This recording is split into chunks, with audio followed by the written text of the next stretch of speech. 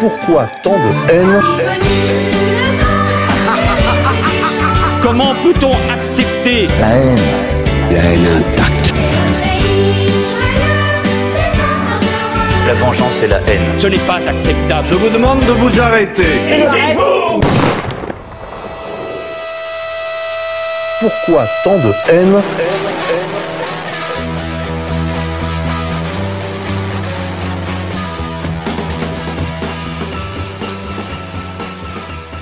Chers amis auditeurs, bonjour, bienvenue sur les antennes de RFM, la radio en couleur d'égalité et réconciliation, pour une édition spéciale avec le président d'égalité et réconciliation, Alain Soral, pour nous entretenir de l'actualité, à la fois cinéma, culture, et plus profondément, enfin, des divisions, des contradictions qui traversent la société française et plus largement la société occidentale, à l'occasion de cet incident, quand même, c'est une date qui va faire, qui marquera le calendrier, comme l'avait souligné avec beaucoup de justesse, je crois, nos camarades de la rédaction. Cette soirée des Césars sera un vrai tournant. En tout cas, ce sera une révélation des tensions qui traversent la société occidentale. Alain Soral, bonjour. Bonjour. Alors, je précise que normalement, je ne devais pas être tout seul. Notre camarade de Xavier de Fait Document devait être là. Or, il est confiné en Italie. Il n'a pas pu venir. Donc ça, on va en parler aussi. C'est un gros sujet, là, le couillonavirus. Il y a quand même des conséquences immédiates, même sur RFM. C'est vrai, il a été bloqué alors que dans les dernières heures, disons, les gens en fait ont fui les villes du nord de l'Italie. On sait par exemple que Turin, des gens se sont rués dans les gares juste avant la fermeture, enfin le confinement total de la province, à destination d'ailleurs, je dirais libre. Les gens prenaient les trains sans regarder où ils partaient, pour le seul fait de ne pas rester enfermé en Lombardie. Lui, il avait réservé un billet d'avion qui était normalement valide. Il devait arriver aujourd'hui en début d'après-midi. Et ça s'est aggravé heure par heure. Et finalement, il a reçu le message que le vol était annulé. Donc, il est coincé dans la région de Milan. On le salue quand même. Voilà, on le salue, on le regrette, parce que c'est vrai que les émissions avec Xavier sont toujours appuyées sur...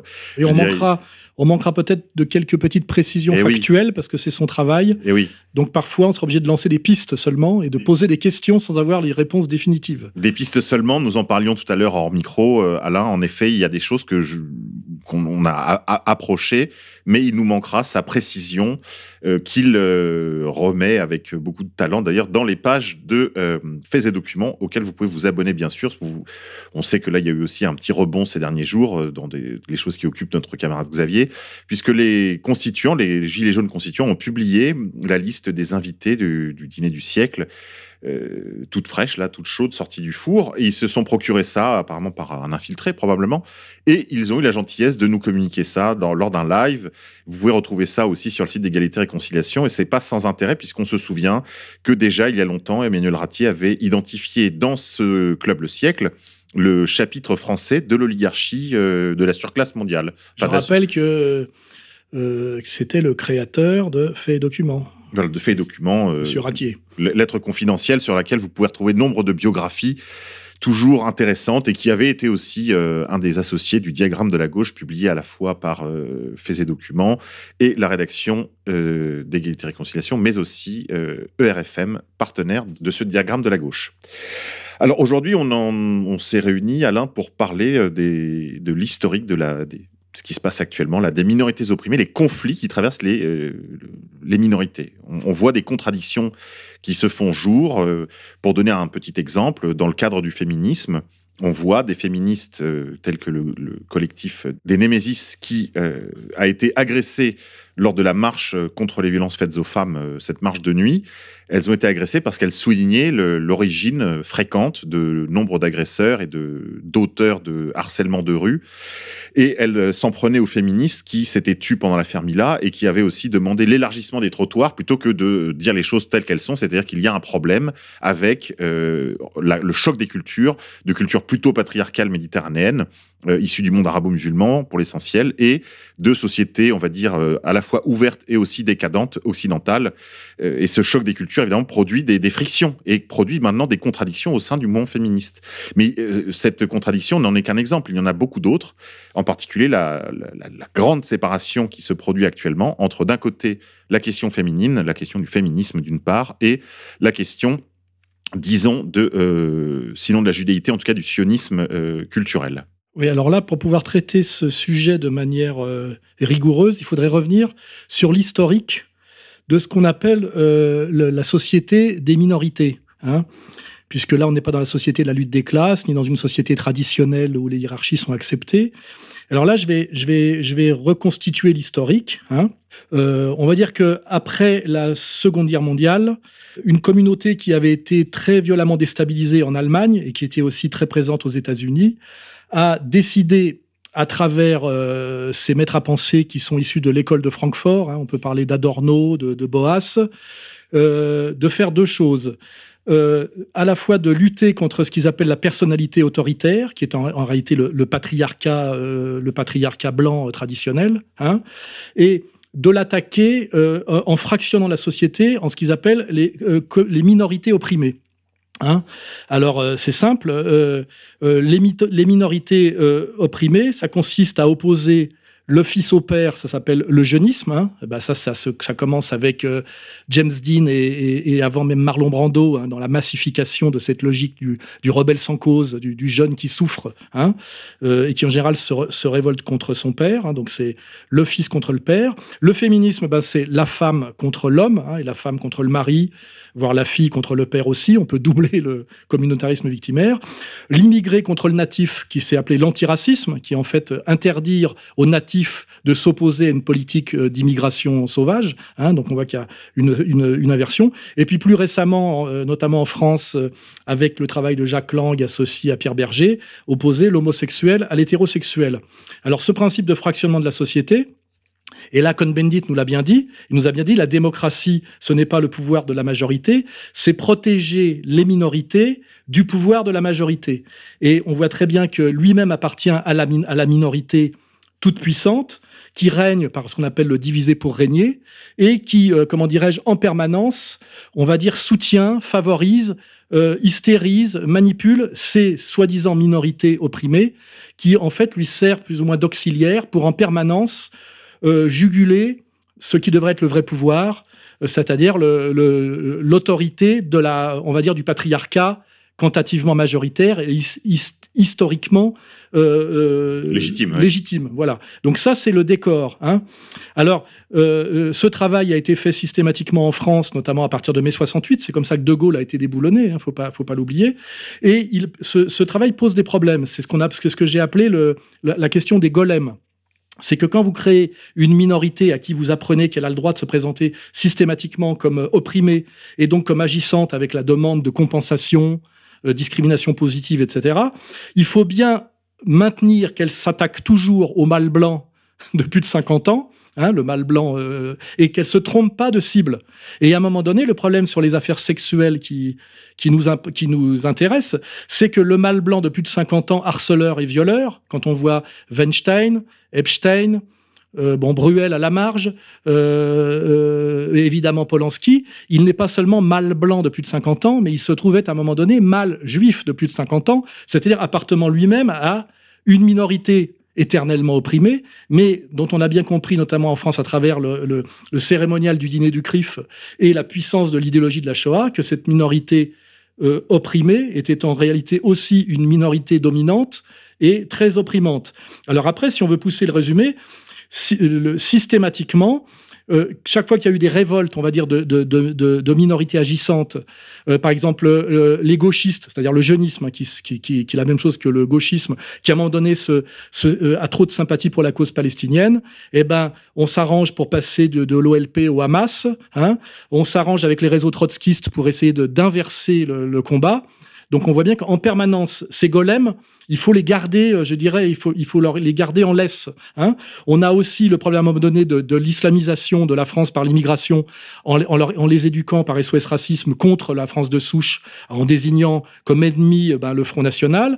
Puis, à partir d'un certain moment, la cause palestinienne aussi et d'autres raisons, notamment le contenu objectif des valeurs de l'islam, hein, et du Coran, font qu'à un moment donné, ce jeune musulman de banlieue ne s'oppose pas simplement aux Français de souche Front National, mais commence à s'attaquer aussi, par exemple, à Finkielkraut, Bernard-Henri Lévy, on l'a vu. Et là, on voit bien que la stratégie de la communauté, c'est de passer du Chance pour la France aux dangereux islamistes, et notamment en banlieue, en favorisant les imams financés par le Qatar et l'Arabie Saoudite sur une ligne takfiriste qui amène à Daesh. Donc on voit bien qu'il y a ce travail de fabrication de minorités pour fractionner l'unité française, et aussi en permanence empêcher qu'ils s'attaquent à la mauvaise cible. Puisqu'on leur dit qu'il faut lutter contre le dominant. Et il se trouve que parfois, par bon sens, ce soi-disant dominé sent plus le dominant chez Bernard-Henri Lévy, par exemple, que même chez Jean-Marie Le Pen. Il suffit pour ça de voir les médias. Et le dernier événement en date, puisque là je vous ai fait un petit résumé, c'est que c'est ce qui s'est passé aux États-Unis, c'est l'affaire MeToo, qui en France s'est traduit en balance ton porc. Or là, on peut, pareil, continuer l'analyse.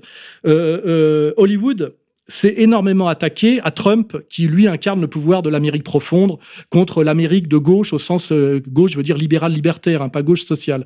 Et je pense que la chute de Weinstein, c'est-à-dire de faire en sorte que les femmes victimes de ce prédateur puissent à un moment donné obtenir réparation par la loi, et n'est sans doute pas étranger au fait que Trump est en combat ouvert contre ce lobby qui l'attaque, et que sans doute il a aidé à cette victoire et à cette défaite assez rare de la communauté très, très marquée qui domine Hollywood, qui d'un seul coup est obligée de sacrifier une pièce maîtresse qui s'appelle Weinstein, parce que effectivement attaquée par cette minorité opprimée qu'est les femmes, puisque c'est la définition de la femme dans le féminisme, c'est que c'est une minorité, on va dire au moins en termes de pouvoir, en permanence persécutée par la majorité masculine. Or, à la différence de la minorité, on va dire noire, qu'on peut réduire à la vulgarité et à la violence rap, ou à la minorité, on va dire arabo-musulmane, qu'on peut réduire à Daesh, c'est que la femme est une minorité majoritaire.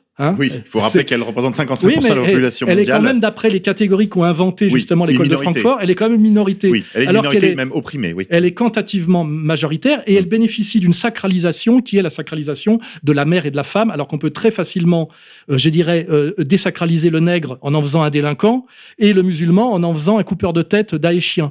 Et là, d'un seul coup, ce golem se révèle plus coriace que les autres golems, puisqu'effectivement, minorité majoritaire, avec une dimension de sacralité qui leur a été donnée à la fois par l'éternité, mais aussi par l'idéologie dominante, la femme, l'avenir de l'homme, faut pas oublier ça. Oui. Et aussi, autre chose, dans les secteurs qui nous intéressent, du tertiaire, de la communication, du cinéma, des médias, etc., on peut se passer du noir et de l'arabe. Ils sont ultra résiduels dans ces métiers-là, à part le rôle du délinquant systématique, et peut-être certains machinaux, mais du très très bas de l'échelle. Il n'y a pas de directeur de la photo, ou de chef d'éco noir ou musulman, ni à Hollywood, ni dans le cinéma. Par contre, les femmes font pratiquement beaucoup de petits boulots. Je rappelle les monteuses, les scripts, et on a énormément de postes de travail concret dans le tertiaire dont on parle. Et là, si je prends un exemple très précis, si Hachette États-Unis a renoncé à éditer les mémoires de Woody Allen, ce qui est d'ailleurs assez absurde, parce que Woody Allen soit un pédophile, ce qui est certain, n'empêche pas que ses mémoires peuvent être intéressantes. Mais pourquoi ils ont renoncé à éditer ? À cause d'une grève interne des petites mains, c'est-à-dire des femmes des éditions Hachette. Or, si vous regardez la structure sexuelle des secteurs tertiaires occidentaux, il y a des femmes partout qui en général font le boulot, puisque les hommes sont plutôt à table en train de déblatérer, de fumer des cigares, et les petits boulots, les boulots de petites mains sont beaucoup faits par des femmes. Et là, la minorité dominante, qu'on n'a pas le droit de citer, mais que tout le monde a comprise, puisque les Césars étaient là pour nous le rappeler. Visiblement, même Foresti l'a vu. Oui, se prennent dans la gueule cette minorité qu'ils ont au départ fabriquée contre nous, contre les mâles blancs de plus de 50 ans, issus du patriarcat, on va dire, helléno-chrétien, et ils ont beaucoup de mal à le gérer, puisque effectivement majoritaire, travaillant, et puis aussi ne pas oublier cette composante qu'on appelle l'hystérie féminine quand même, où c'est dur de calmer une femme en colère, surtout quand elle a été abusée sexuellement. Là, ça devient très difficile de la juste. Alors, or aujourd'hui, c'est comme l'argument ultime qu'a la communauté de Lumière, c'est antisémite. Il est difficile de traiter une femme violée par un producteur juif uniquement d'antisémite et d'en recourir à la Shoah, même s'ils essayent. Mais non, ils ont carrément osé. Là, il y a eu un débat, par exemple, chez Pro, où un des invités là faisait remarquer que Alain Finkielkraut a quand même fait pour la 10e ou la 15e fois allusion au passé dans le ghetto de Cracovie, parce qu'il s'est trompé, pardon. en plus il a dit Varsovie. Oui, du ghetto de Cracovie pour la famille de Polanski. C'est-à-dire qu'en fait, il se référait en gros aux heures les plus sombres de notre histoire, une fois de plus, pour essayer de sauver le Tsar Polanski. Ce qui a quand même scandalisé des gens. Voilà. Je rappelle surtout que Polanski est français, qu'il est né en France. Hein, donc, c'est pas du tout un juif polonais réfugié en France. Je pense que même s'il y a une période un peu difficile au début de sa vie, sans doute, il faudrait déjà bien regarder sa biographie. Il est protégé par l'État français qui ne l'extrade pas, car je rappelle, quand on parle de présomption d'innocence, qu'il est condamné aux États-Unis pour viol sur mineur, usage de stupéfiants, sodomie, enfin je veux dire, il a la totale, hein, c'est pas Tariq Ramadan, hein, et c'est bien pire que je dirais, enfin c'est du niveau Matzneff. D'ailleurs je rappellerai que c'est étrange que, alors qu'on préparait les 12 nominations au César de Polanski, puisque ça a été préparé pour un film qui s'appelle J'accuse, et qui essaie de nous faire comprendre que Polanski était victime, comme Dreyfus, d'une injustice. Ce qui est très réversible, parce que là, il faudrait peut-être étudier l'affaire Dreyfus et voir qu'ils sont peut-être effectivement aussi innocents l'un que l'autre. Mais par contre, autant soutenus l'un que l'autre par le syndicat. Hein, et on nous avait balancé l'affaire Matzneff juste un peu avant, ce qui est intéressant, pour qu'on se jette sur ce pédophile. Effectivement, il y a de la pédophilie chez lui. Et pour faire passer en force derrière Polanski en disant...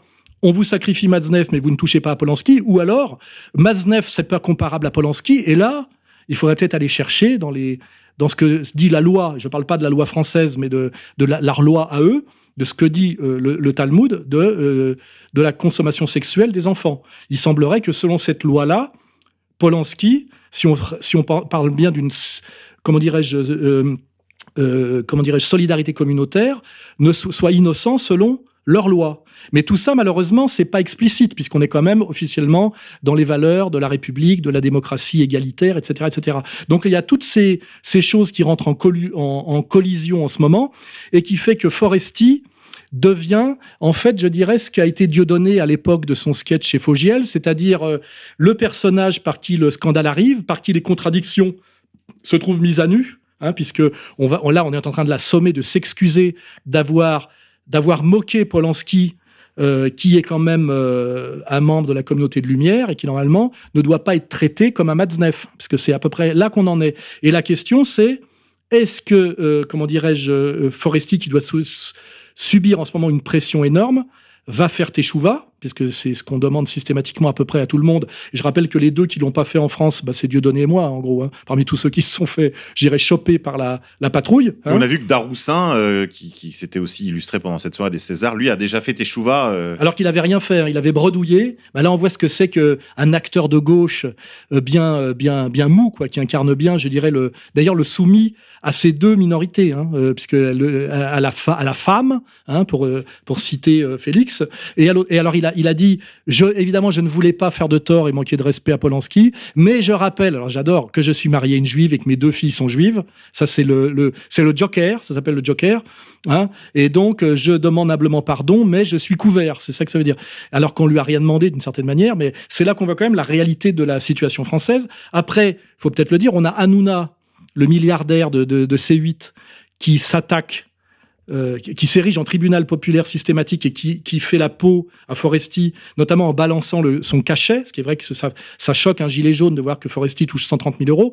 Mais par contre, ce qu'il faut savoir, c'est que pour faire la merde que fait Hanouna, il touche 10 fois plus. Oui, il a touché, je crois, 25 millions d'euros pour 5 ans de production. Oui, c'est ça qui est drôle, c'est que... Ouais, mais lui, il fait partie de la communauté, normalement, dont on a au-dessus d'eux, parce que, en fait, c'est quand même ça qui est en jeu, c'est de nous expliquer que Polanski peut être ce qu'il veut, il fait partie d'une communauté qui lui permet d'être nommé, pas nominé 12 fois au César, bien malgré son passé et le climat actuel, puisqu'on est en train de dénoncer le viol sur les femmes, le harcèlement, etc.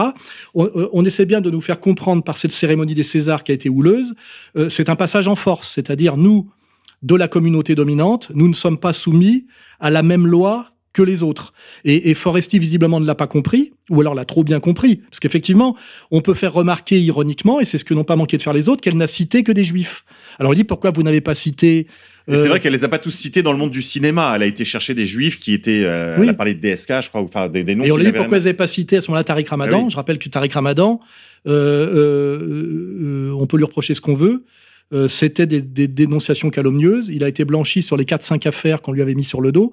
D'ailleurs, celui qui lui avait mis ces affaires sur le dos est un certain paparazzi franco-israélien, qu'on retrouve dans l'affaire Binti aussi. Enfin, on voit bien qu'il y a un travail qui consiste à salir certains opposants, même quand ils ne sont pas des opposants d'ailleurs très durs, mais qui représentent quand même quelque chose qui peut échapper légèrement. Et par contre, à blanchir systématiquement, ça peut même aller jusqu'à la manière dont Maître Jakubowicz démissionne de sa présidence de la LICRA pour défendre le pédocriminel hollandais. Hein, ça va loin. Et là, il y a tout ça en ce moment en place qui justifie, je dirais, mon combat, malgré tous les risques que je prends, parce que c'est vraiment le sujet. Il n'y en a pas tellement. Tous les autres sont, pour parler de façon schmittéenne, c'est la cause principale. Hein. Tous les autres sont articulés là-dessus. Hein. C'est la mère des batailles. Juste revenir sur un élément que vous avez évoqué tout à l'heure, Alain, pour que les gens soient bien au fait que, voilà, on ne parle pas sans biscuit.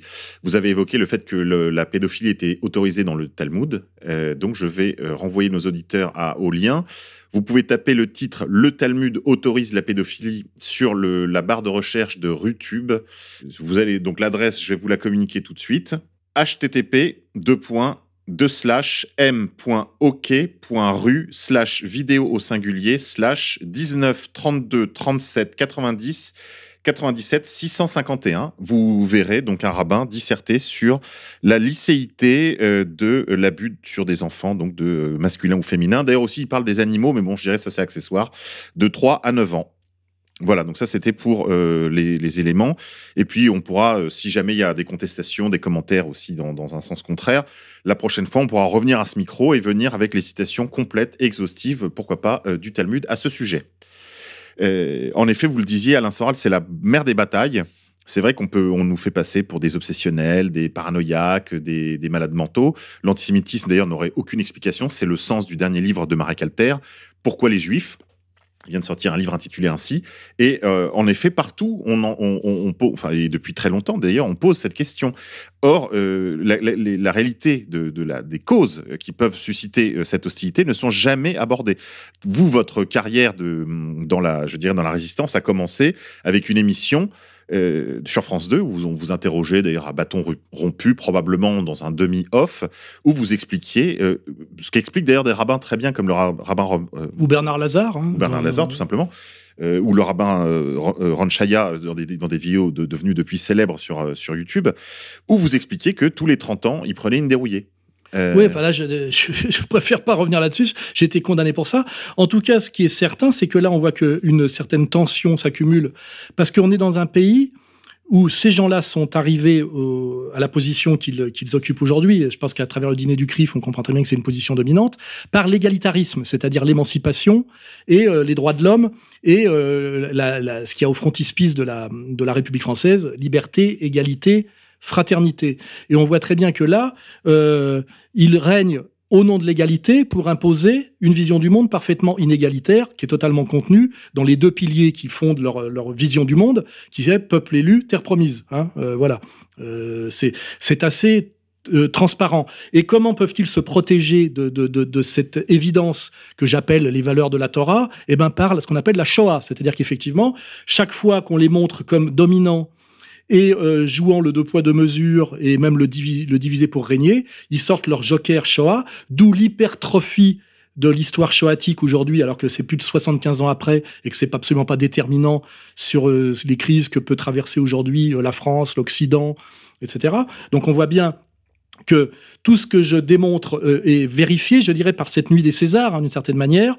La Shoah comme bouclier pour régner selon la Torah, qui est une vision du monde raciale, inégalitaire, théologique, et qui s'impose dans un monde qui, lui, est laïque et égalitaire, qui s'appelle la République française. C'est pour ça que les gens, à un moment donné, soit ont un sentiment d'absurdité, ou alors, quand ils avancent un peu plus, un sentiment d'injustice, et même un sentiment d'escroquerie, et comprenons bien pourquoi moi, le scandale que représente le fait d'être systématiquement condamné par le tribunal de la République pour dénoncer quelque chose qui, en fait, contredit toutes les valeurs de la République. Et normalement, je devrais être protégé par le tribunal. Or, je suis systématiquement enfoncé.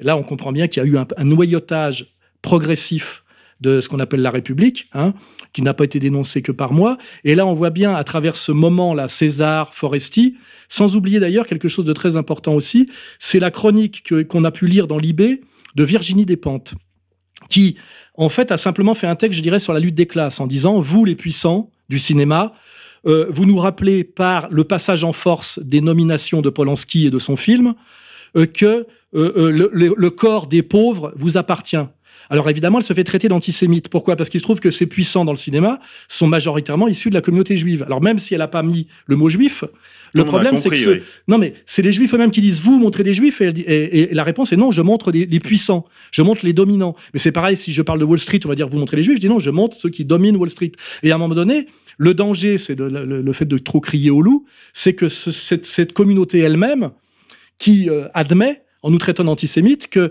finalement aujourd'hui, l'antisémitisme peut pratiquement se résumer, cet antisémitisme d'ici et maintenant, à une lutte légitime contre les abus des puissants. Voilà, il se trouve qu'ils sont surreprésentés chez les puissants abuseurs. Et là, on est bien dans la notion d'abuseur, elle est générale. Parce que c'est des privilèges indus, et puis c'est juste, et puis effectivement à la fin abuser des corps des femmes et des enfants. Et là on a Weinstein, on a Epstein, on a aussi Woody Allen, faut pas oublier. Et effectivement, il a été oublié d'ailleurs par Foresti dans sa. Oui, litanie. il aurait pu, il y avait largement de quoi le mettre dans le paquet. Ça aurait été peut-être plus heureux d'ailleurs que de mettre DSK, je pense. Oui, mais je pense qu'effectivement elle avait quand même bien vu. Une espèce je me rappelle que la phrase de DSK quand il allait à la présidence de la République, c'était « Je me lève chaque matin en me demandant ce que je peux faire pour Israël ». Et c'était donc, il essayait d'être élu président de la République française. Et je me rappelle, Anne Sinclair, née Rosenberg, rêvait d'être première dame et avait beaucoup misé pour ça. Maintenant, elle s'est recasée avec Nora. On pourrait parler de ce qu'est Nora par rapport à l'histoire officielle de la France. Et puis Stora pour ce qui est l'histoire officielle de la colonisation française. On voit quand même que nous avons à chaque poste de direction, de commandement et de verrouillage idéologique un membre de cette communauté qui représente à peine 1% de la population française, peuple d'élite, et bien évidemment, le peuple du livre, sûr de lui-même et dominateur, comme le rappelait cet ignoble antisémite, le général de Gaulle, qui serait aujourd'hui condamné, comme je suis condamné, par les tribunaux de la Ve République. Voilà, donc on en est là. Donc la question c'est, est-ce que Foresti va finir par faire teshuva sous la pression? Et puis après, on voit un peu le choisis ton camp, camarade. Alors on voit Lébec Bédé, qui a des casseroles, qui vole au secours de Polanski. Il a des casseroles aussi sur l'affaire Maznev, parce qu'il clairement il a été. Quand je dis qu'il a des casseroles, c'est déjà cocaïne, rigolade sur la pédophilie, plus ces petites histoires qu'on connaît bien nous avec Gassio, etc. On a tous les biscuits, nous on est bien informés. Mais bon après c'est sa vie privée, mais on voit effectivement que ceux qui sont un peu fragiles. D'abord fragiles parce qu'ils sont out et qu'on les maintient dans les médias alors qu'ils ont plus vraiment leur place parce que c'était des rois de la branchitude qui sont devenus des total ringards.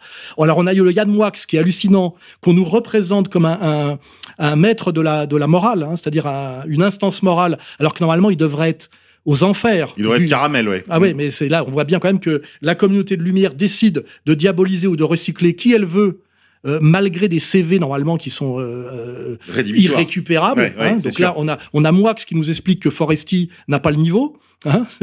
On a aussi, ce qui est très marrant, mon ex-co-auteur Nolo, qui en fait des tonnes à côté de Hanouna, parce qu'effectivement, il a écrit un livre avec moi où il me donnait à 100% raison, parce qu'il n'avait pas les moyens de faire autrement. Et là, je me rappelle quand il était allé ramper chez Marie Calter, j'ai des images, il est au tapin, parce qu'il est tenu. Donc on a bien... Ça me fait penser un peu à Chalgoumi sur l'islam, fiché S, tenu de A à Z, et qu'on nous présente comme représentant l'islam de France. On peut comprendre une certaine colère des musulmans quand on leur impose comme représentant un analphabète ancien fiché S, totalement soumis, abruti, comme Chalgoumi. Mais voilà, on voit bien donc pour revenir à la structure de départ, on a bien une France fractionnée en communautés. Ces communautés qui se présentent comme opprimées et qui demandent en fait de la discrimination positive, c'est-à-dire des privilèges en réalité par rapport aux cochons de payants et la majorité silencieuse que nous incarnons, ils sont quand même systématiquement pilotés comme des golems par la communauté. C'est la communauté qui décide qui parlera au nom de l'islam, qui parlera au nom des jeunes à travers les réseaux trotskistes, qui parlera au nom des femmes jusqu'à il y a pas longtemps. Et là, on voit bien que chez les femmes d'ailleurs, qui ont certaines doubles allégeances, c'est-à-dire qui sont et femmes et juives, certaines choisissent d'un côté, certaines de l'autre. Anne Roumanoff, très très respectablement, bon, elle n'est pas très drôle comme comique, mais elle a choisi de soutenir Foresti en tant que femme comique, plutôt que d'aller... Alors que Madame Laborde, qui présidait une association féministe, a démissionné de cette association parce qu'une autre, je crois la coprésidente, qui elle était de la communauté de Lumière, avait refusé de tweeter sur Polanski, parce qu'effectivement, elle se sentait plus... on va dire juive que femme. Voilà. Et là, on a ces problèmes avec cette communautarisation de la France. Eh ben, on a tous ces dysfonctionnements qui, je rappelle, en dernière instance, fracturent la communauté nationale, créent des dissensions, des divisions et des chocs dans tous les sens, alors qu'on a déjà le problème, je dirais, sérieux de la lutte des classes et des antagonismes de classe et des problèmes du capitalisme financier, ce qui d'ailleurs nous éloigne pas tellement du sujet, hein, et que c'est, comme je le répète ici sereinement, cette domination communautaire est non seulement illicite, je dirais, sur le plan de ce qu'on appelle l'égalitarisme et sur le plan de la quantité statistique, mais elle est profondément néfaste et on le vérifie ici. Ce sont, je dirais, ces gens-là, en ce moment, sont ouvertement, je veux dire, ceux qui sont actifs, hein, je n'ai jamais parlé, moi, des juifs du quotidien, vous le savez, hein, ce sont des fauteurs de haine. Hein. Oui, et puis en plus, la qualité baisse, parce que comme il y a une sorte de monopole, on sent bien que la qualité de la production culturelle, oui, par parce exemple, qu'on voit baisse le fils Glucksmann et le fils Enthoven, qui sont en fait des enfants d'eux, c'est des petits marquis. C'est des marquis, oui. C'est des petits marquis de la Shoah, on va dire, hein, si on voulait employer une expression un peu poétique. Hein, ils règnent après leur père sur des privilèges qui ne correspondent absolument pas à leurs compétences ou à leurs capacités. On parle même pas du fils, comment il s'appelle, de Klarsfeld, parce qu'il est carrément sorti des radars complets. Mais je rappelle qu'il touche 7 000 € par mois en étant membre du Conseil constitutionnel, hein, avec chauffeur. Voilà, enfin, ces gens-là se servent à la République. Et puis il y a aussi le fils Mendès France, qui est l'animateur de ce réseau-là, des oui, qui me Giants persécute directement. Qui, je rappelle, descend d'une famille de marchands d'esclaves. Hein. Oui, on sortira le dossier sur la famille Mendès France à Bordeaux, et qui, je rappelle, sont des gens qui ont été chassés du Portugal à l'époque après la Reconquista pour le rôle délétère qu'ils avaient joué au Portugal comme ils l'avaient joué en Espagne. Car je rappelle pour ceux qui rêvent les portes, par exemple, au Sarrasin. Je rappelle pour ceux qui rêvent de Reconquista, c'est-à-dire de chasser les musulmans, que le dernier acte de la Reconquista, quand Isabelle la catholique a fait l'unité de l'Espagne, eh ben ça a été de quoi ? De virer les maranes. De virer soit les juifs se convertissaient, soit ils étaient chassés. Et qu'à la limite, l'histoire de la diaspora séfarade, qui est passée d'ailleurs par Bayonne et qui a essaimé dans toute l'Europe, vient de ce moment historique. C'est pour ça que ceux qui rêvent, là, les mecs d'extrême droite qui rêvent et puis même les stratèges à la Zemmour, qui rêvent d'alliance pour chasser les musulmans, je rappelle que le dernier acte de la Reconquista, ça a consisté, une fois que le dernier musulman a été foutu dehors, à chasser celui qui avait joué double jeu, qui avait ouvert les portes et qui avait servi d'auxiliaire au pouvoir musulman pendant des siècles. Hein. Donc, je rappelle bien ça, rappelez-vous, quand vous pensez que Soral est le méchant, moi je suis pas le méchant, je suis le diseur de vérité. C'est que le dernier acte de la Reconquista, c'est l'expulsion des Juifs. Hein. Voilà, ça c'est pour la stratégie Zemmour et pour le national-sionisme. Toujours sur le point stratégie, cette stratégie des minorités n'est pas une exclusivité française. Évidemment, la France est particulièrement touchée du fait qu'elle comprend numériquement la principale communauté juive et la principale communauté musulmane d'Europe. Mais cette campagne de production de minorités et de promotion en particulier de minorités politiques est le cas dans tout le monde développé.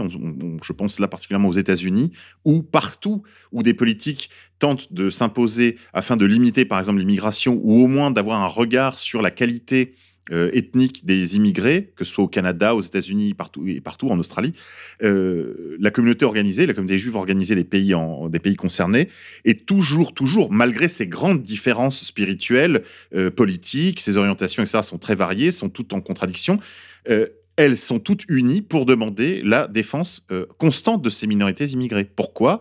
Parce que les Juifs ont besoin d'un monde de minorités autour d'elles afin de diluer le risque que la foudre ne leur tombe dessus. Et puis, donc, vous comprenez bien que quand vous proposez une union sacrée de la gauche du travail et de la droite des valeurs et que vous proposez de la réconciliation nationale, même si vous les incluez dans cette proposition de réconciliation, eux, ils voient immédiatement la perte de leur pouvoir indu et ils pensent immédiatement, avec leur paranoïa, je dirais, éternelle, hein, puisqu'il y a une dimension psychotique chez ces gens-là, que d'ailleurs Guyeno a parfaitement bien définie, sans avoir besoin d'aller d'ailleurs jusqu'à notre camarade Rissen.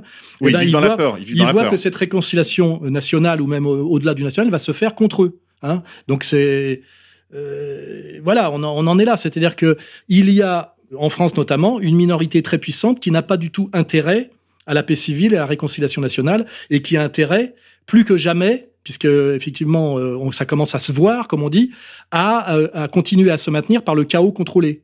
D'où les attentats islamiques, Daesh, aussi. D'ailleurs, l'offensive Balance ton port, qui au début, d'ailleurs, permet presque, je dirais, à la marge de virer de la télé un Patrick Sébastien, ou d'enfoncer un Bigard, considéré comme sexiste, vulgaire, etc. Et là, je vous dis, on est dans ce que j'appelle l'ironie du golem, c'est qu'effectivement, le golem féministe est le dernier en date qui se révolte et qui semble plus difficile à remettre dans la cage, contrairement au golem noir assimilé au rap délinquant ou au golem musulman assimilé soit à Chalgoumi, soit à Daesh.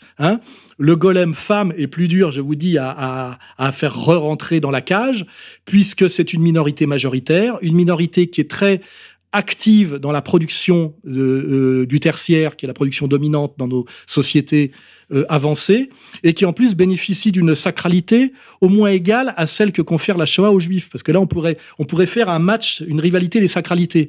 Le Juif est sacré puisqu'il est l'éternelle victime du crime des crimes, incomparable à nul autre, tel que ça a été instauré par une religiosification, je ne sais pas comment on peut dire, de ce qu'ils appellent la Shoah, qui est la persécution des Juifs d'Europe par le régime national-socialiste allemand de 1933 à 1945, parce que ça c'est le terme précis.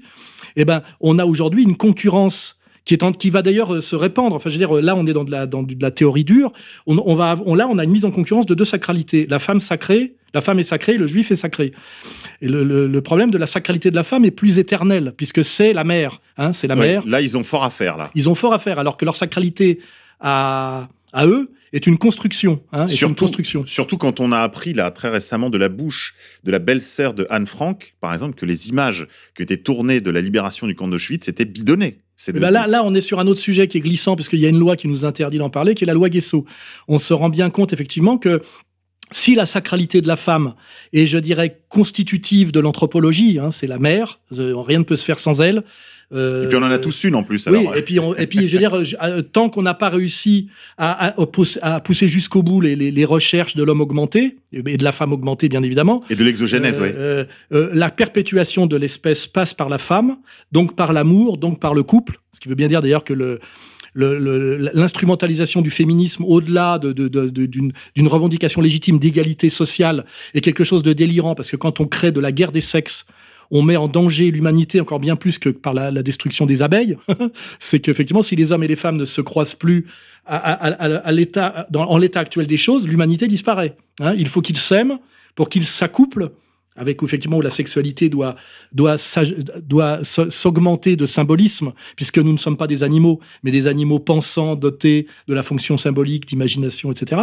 Donc s'il n'y a plus amour, il n'y a plus d'humanité. Donc là, on a effectivement un double combat à mener, c'est-à-dire contre l'hystérie féministe qui réduit le combat légitime de l'égalité sociale à la lutte des sexes jusqu'à la folie. Donc ça, effectivement, là, il y a un problème, et c'est ce problème que je dénonce d'ailleurs quand je tire un peu les oreilles à Madame Sigaud, qui confond un peu tout en ce moment. Et d'ailleurs là, c'est marrant parce que ça me fait penser à la dernière rubrique de Pascal Bruckner, qui fait une proposition qui est, à mon avis, la même proposition sur le fond que la proposition nationale sioniste. C'est-à-dire, il y a une hystérie féministe en ce moment avec MeToo, Balance ton port, qui consiste à vouloir couper les couilles à tous les hommes et à appeler harcèlement sexuel tout ce qui est de l'ordre de la tentative de séduction sans lequel il ne peut pas y avoir de rapport homme-femme, puisque l'homme et la femme fonctionnent un peu différemment. Le non, c'est non n'est pas une réalité psychologique. L'espace de séduction est un espace du peut-être dans lequel l'homme doit prendre le risque d'oser et de tenter. Au moins, là, vous avez un point d'accord avec Elisabeth Lévy. Ça en fait oui, mais je ne l'ai pas attendu. J'ai écrit Sociologie. J'ai publié Sociologie du dragueur en 1996 et j'ai à peu près tout dit de ça. Mais aujourd'hui, effectivement, un type comme Pascal Bruckner dit les femmes... Non, mais je vous disais ça, Alain, un peu par provocation, mais surtout pour aller dans votre sens. C'est-à-dire qu'on voit bien qu'il y a une menée là, une tentative de s'annexer les gens qui en auraient un peu marre en fait de ce Oui, mais là, c'est ce que j'appelle la proposition du macho-sionisme. C'est-à-dire qu'on a des gens qui travaille pour la communauté. Bruckner, je ne sais même pas s'il en est. Son fils m'avait dit qu'il n'en était pas vraiment, parce que son fils était un de mes fans. C'est assez drôle de voir que les enfants de ces gens-là, en général, sont abonnés à Égalité et Réconciliation et regardent mes vidéos avec plaisir et sont un peu dans le meurtre du père. qui, je rappelle, est une invention freudienne pour détruire aussi la famille patriarcale traditionnelle. Rappelez-vous la phrase rapportée par Jung de Freud mettant les pieds aux États-Unis en disant en gros, ces cons ne comprennent pas que je leur amène la peste et le choléra. Absolument, c'est la première phrase qui a été prononcée par Freud en descendant de l'avion. Du bateau. Du bateau, pardon, pour donner sa première conférence devant d'ailleurs une assemblée du Nybrit à New York, je crois. Et il a dit, oui, en effet, je vous amène la peste. Il savait bien de quoi il parlait. Ouais. Ça s'appelle l'Oedipe, c'est-à-dire chaque enfant rêve de coucher avec sa mère et de tuer son père. Il qui n'est pas très grec, en fait, comme mythe. Il semblerait que c'est beaucoup à voir avec l'histoire de Freud lui-même et une certaine structure plus communautaire, qu'universelle. Oui, on pourrait parler d'une structure presque de l'anthropologie familiale. Voilà. Et il semblerait que ce soit plus communautaire qu'universel. Voilà. Mais effectivement, ces gens-là ont tendance à prendre leurs valeurs, leurs lois communautaires pour universelles. En fait, ils essayent de les imposer universellement. Mais l'universel, normalement, a une dimension égalitaire, alors que là, c'est de l'universel hiérarchique. Ce qui est une contradiction dans les termes, mais on est bien dans cette contradiction. Pour aller jusqu'au bout de cette proposition Bruckner, on voit bien qu'aujourd'hui, on a à la fois la solidarité avec les femmes abusées, violentées à cause de hiérarchie, promotion canapé, etc. Et de l'autre côté, une hystérie féministe qui va au-delà de cette légitime revendication et qui appelle agression sexuelle tout ce qui est de l'ordre de la tentative de séduction, et donc avec le but derrière de l'amour. Et on voit bien que là, il y a une proposition qui nous est faite, c'est celle de Bruckner, que j'appelle le macho-sionisme, c'est rejoignez la communauté dominante qui se fait en ce moment emmerder par Foresti et comment il s'appelle Foreston, presque. Foresti et comment elle s'appelle l'écrivaine des Pentes. Et marchez derrière nous et on vous libérera de ce golem que nous avons nous-mêmes créé et que nous avons les moyens. Et nous seuls en avons les moyens de faire rentrer dans sa cage. Parce que c'est ça, la proposition même qui est faite par Elisabeth Lévy, en fait, qui est quand même d'un communautarisme absolu et intégral, familial, politique, et que je me suis toujours pris dans la gueule, même à l'époque où j'étais national-républicain comme elle, en même temps qu'elle, oui. Elle m'a flingué immédiatement, et à l'époque, je ne comprenais pas pourquoi. Je disais, merde, oui. Parce qu'en fait, j'étais un concurrent, et je dirais un concurrent légitime et honnête, alors qu'elle était là pour maintenir une domination communautaire après une usure qu'elle avait déjà sentie de Bernard-Henri Lévy. On était censé passer de Bernard-Henri à Élisabeth. Elle avait d'ailleurs écrit un livre dans ce sens qui s'intitulait « Les maîtres censeurs », qui était une sorte de tentative de réécrire l'avenir de l'intelligence de Maurras, une sorte de photographie de l'état intellectuel de l'époque. Et en effet, on voyait qu'elle prenait ce virage, on va dire, néo-réac. D'ailleurs, ce sera le seul nom qui ne sera pas donné par Daniel Lindenberg dans son livre « Le rappel à l'ordre ». Mais en fait, quand on regarde le dispositif dénoncé par Lindenberg dans cette... Oui, il voit le virage droitard de sa communauté, oui. Et lui ne veut pas y participer. Voilà, et il donne les noms déjà de Houellebecq, de Finkielkraut, etc. Et en fait, le seul nom qui n'est pas évoqué, mais pourtant qui était au cœur du dispositif de ce virage néoconservateur, c'est Elisabeth Lévy, bien sûr. Et je rappelle que son livre est sorti quelques mois après mon Jusqu'où va-t-on descendre, qui mettait déjà tout ça en scène, et elle m'est rentrée dans la gueule incroyablement violemment, alors qu'on avait un ami commun qui s'appelait Marc Cohen, qui, je rappelle, à l'époque était au Parti communiste avec moi, était un militant pro-palestinien, et qui est redevenu sioniste du jour au lendemain. C'est pour ça que j'ai dit, attendons avec les juifs critiques antisionistes qu'ils aient au moins passé la quarantaine, parce qu'en général, c'est un peu comme les bourgeois gauchistes, ils finissent par retourner au bercail, ce qui est assez logique d'un point de vue de l'intérêt et de la psychologie collective. Et du coup, dans mon deuxième tome des abécédaires, qui s'appelait Socrate à Saint-Tropez, j'avais fait un texte où j'expliquais bien le rôle d'Elisabeth Lévy et pourquoi elle m'était rentrée dans la gueule, alors que normalement, on aurait dû être allié sur le national-républicanisme, et que ces gens-là, c'est un peu ce qu'a fait plus subtilement Zemmour, en me suçant la roue, je dirais, plutôt qu'en me jetant dans le fossé, en me faisant le coup des bordures, comme on dit dans le cyclisme, où en fait, il a tout dit comme moi, après moi, mais pour dire...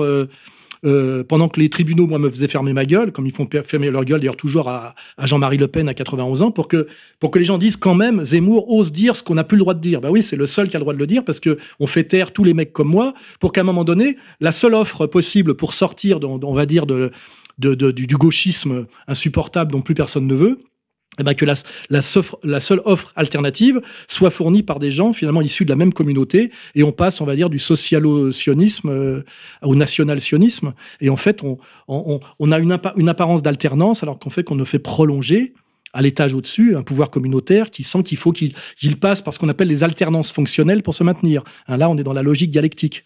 C'est vrai que le problème avec Zemmour, c'est que d'abord, il ne dit jamais un mot gentil de Papy Le Pen, par exemple. Jamais. Jamais il ne dit Le Pen a raison depuis 40 ans. Oui. Et Le Pen le disait du temps où c'était utile, c'est-à-dire avant, préventivement. Oui. Pas quand ça amène à la guerre civile. Oui. Je rappelle qu'une guerre civile est toujours voulue par un tiers. C'est jamais un patriote est toujours contre la guerre civile, parce que la guerre civile est toujours fomentée par une puissance extérieure pour détruire une nation. Rappelons-nous le Liban. Parce que là, on va prendre l'histoire récente. Rappelons-nous la Yougoslavie. Quelqu'un qui travaille à la guerre civile est toujours un agent étranger. Rappelons-nous même l'Ukraine. On sait qu'en Ukraine, je le tiens d'un journaliste qui était présent sur place. La presse allemande s'en était fait l'écho à l'époque. Les douilles qui avaient été retrouvées, aussi bien ayant fait des blessés du côté des manifestants que du côté des policiers, provenaient des mêmes armes. C'est-à-dire qu'il y avait un troisième, il y avait un troisième larron. On sait qu'il y a les snipers, il y a eu la même chose au début en Syrie, à Alep, etc. Il y a eu la même chose aussi dans la crise ivoirienne. Rappelons-nous de l'affaire Gbagbo, parce que maintenant, ça ressort un peu. On ne sait pas qui tirait des toits sur la foule. En fait, on le sait. C'était pas l'armée française. Un jour, j'aurai l'occasion à ce micro, je l'espère, d'en parler avec le camarade Mbeko. On fera toute la lumière sur cette affaire. Je rappelle que si on remonte à l'origine, cette stratégie d'attaque sous faux drapeau, c'est la stratégie du sicaire, c'était déjà la stratégie que faisaient les Juifs contre l'occupation romaine à l'époque du Christ, et même avant. Ça s'appelle la stratégie du sicaire. Tuer quelqu'un pour créer le chaos en se faisant passer pour autre.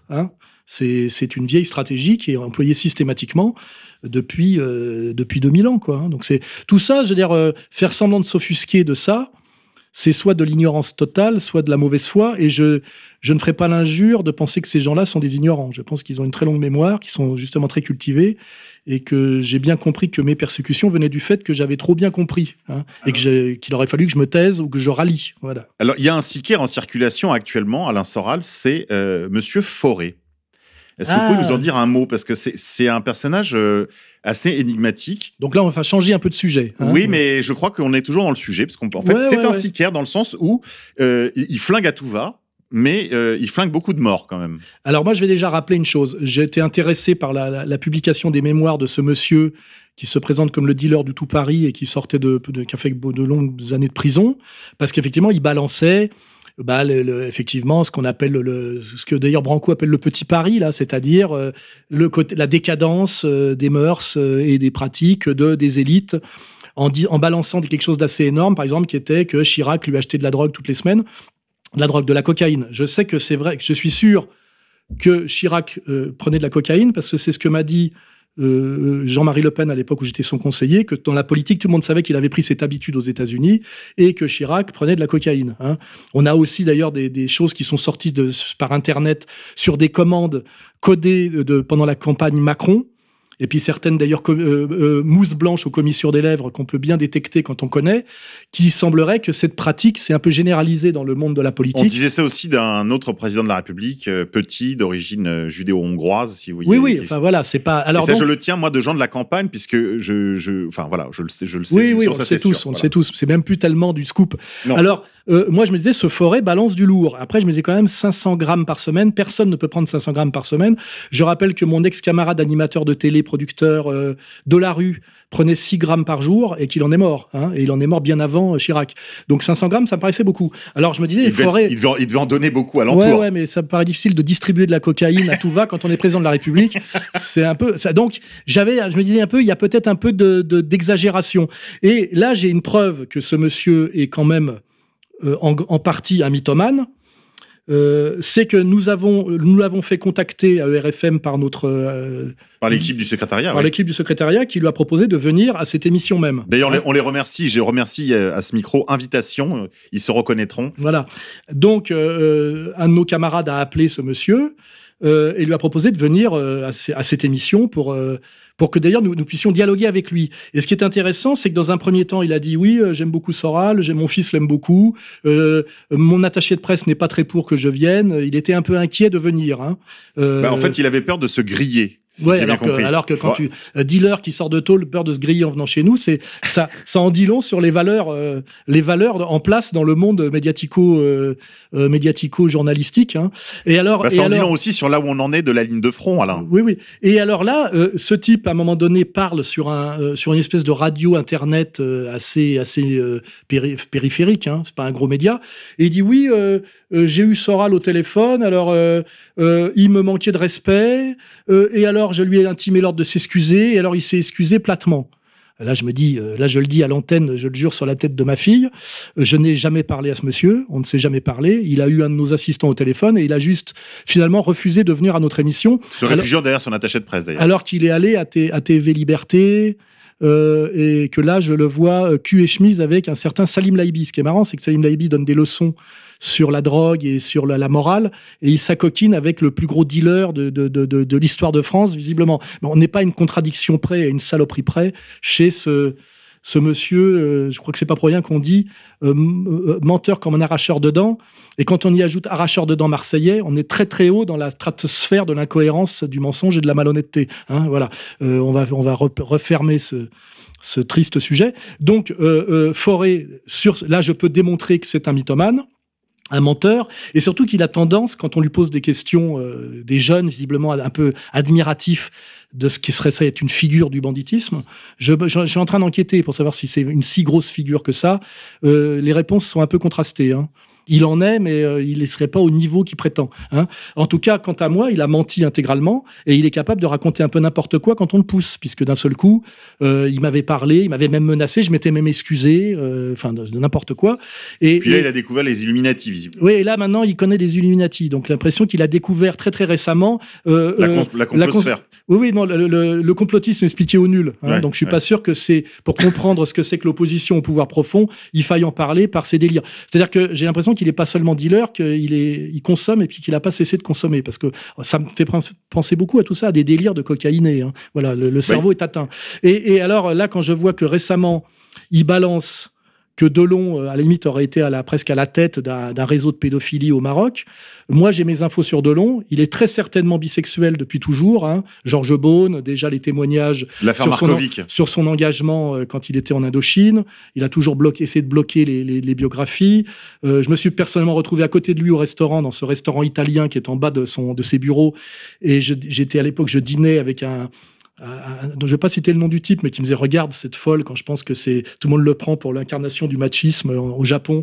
Et il était avec un jeune homme et effectivement, en privé, il est quand même assez maniéré, le Delon. J'avais été étonné. Ceci dit, Oui, respect quand même Oui, respect. Je vois pas pourquoi. Respect au marsouin. Et ce que je trouve bizarre quand je vois ce Fauré, c'est d'abord qu'il est invité partout sans avoir aucun problème. Il a le ticket.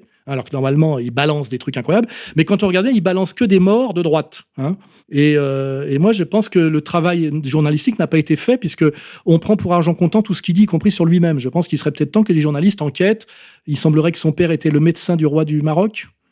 On sait ce que c'est qu'un médecin, un médecin du roi du Maroc, en général. Médecins, de toute façon, dans la haute, dans les cours, au Magzen ou à la Sublime Porte. Oui, je pense qu'on pense à la même chose. On pense à la même chose. Hein. Et voilà. On pense à la même chose. Hein. Et ce qui est bizarre, c'est que le travail n'est pas fait. Il a table ouverte absolument partout. Il dit absolument tout ce qu'il veut et j'ai l'impression tout et n'importe quoi. Puisque même si ce qu'il dit, on se doute que c'est à peu près vrai, mais à un moment donné, ça prend des proportions. Par exemple, moi... il a l'air de mélanger le vrai et le faux en fonction de ce qui arrange peut-être même des commanditaires. Oui, Parce que la question, en fait, c'est quel est le rôle de Fauré aujourd'hui ? Ça sent un peu le contre-feu. Hein. Alors là, c'est un sujet qu'on devait aborder, c'est sur l'effondrement de la République française et donc de ses instances de surveillance, on peut même parler des renseignements généraux, de la police d'État, qui fait qu'on voit des personnages sortir à la fois francs-tireurs, contre-feu, électrons libres, comme Branco. On est quand même dans le n'importe quoi. Le Russe, là, qui se cloue les couilles et qui arrive à déstabiliser l'État français avec une espèce de gonzesse. On ne sait pas trop si c'est un tapin, une étudiante. Oui, une demi-mondaine, oui. Normalement, j'irais du temps de De Gaulle et du SAC, tout ça n'aurait pas pu exister. Hein. Il y aurait eu... Mais il n'y aurait pas eu ça, il n'y aurait pas eu non plus l'affaire Benalla, Alain. Oui, aussi. Il n'y aurait pas eu l'affaire Griveaux. Je pense que Griveaux a été prévenu qu'il était approché, que c'était un peu dangereux ce qu'il faisait. La jeune fille aurait été calmé. Moi, je me rappelle qui était un intime de Jean Edernalier, que quand Jean Edernalier, vexé, parce que Mitterrand l'avait un peu lâché après des promesses, avait commencé à essayer de le faire chanter sur Mazarine. Un soir, en sortant de la closerie des Lilas, d'ailleurs avec un ami à moi qui s'est suicidé depuis, qui s'appelle Pierre-Jean Morel, qui était là au moment, il a été arraché par la police d'État, les mêmes qui ont sans doute tué le pasteur Doucet, pour essayer de dégager Pierre Berger de chantage.